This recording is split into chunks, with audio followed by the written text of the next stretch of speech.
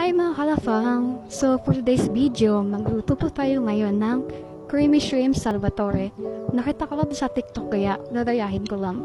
First, ayan, nagtunaw muna tayo ng isang stick ng butter and then naglagay ng garlic, minced garlic.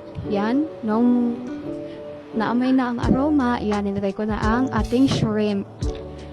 Dahil sa si asukal di pata, kaya ayan, nagpabilo tayo ng mga hipon na medyo malalaki. Paminsan-minsan, hurt natin sa grill natin. Tapos ayan, gisa-gisa lang. After nalagyan ko ng mayonnaise, medyo nahirapan ako yan, kaya ayan, kinap ko na. Inano ko, mayonnaise yan. Kasi, squeeze kasi nabili ko squeeze butter, kaya ayan, medyo mahirap. Ayan, gisa-gisa lang naman.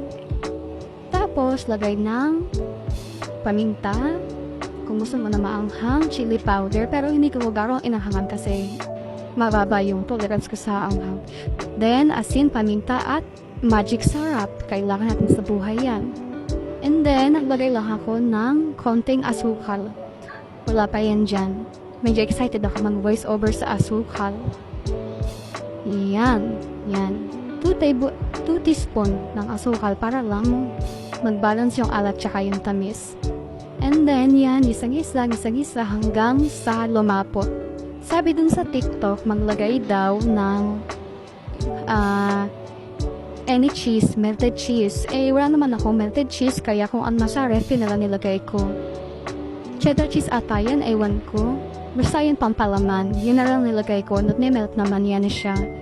Kaya yan, di naman tayo ma-arte, wala tayong budget. Sponsored nga lang yung hipon natin eh. Kaya yan na nilagay ko, na kayo maarte.